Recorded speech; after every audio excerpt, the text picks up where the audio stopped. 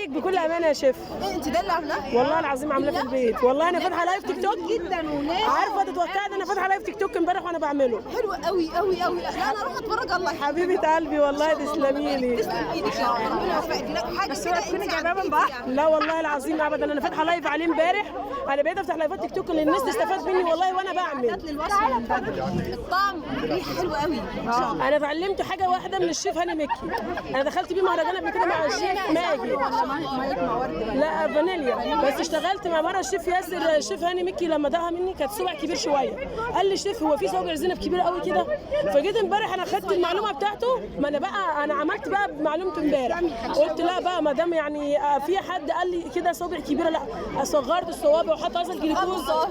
لا طبعا لازم نستفيد. بص يا شيف انا بروح المهرجان عشان استفيد خبره.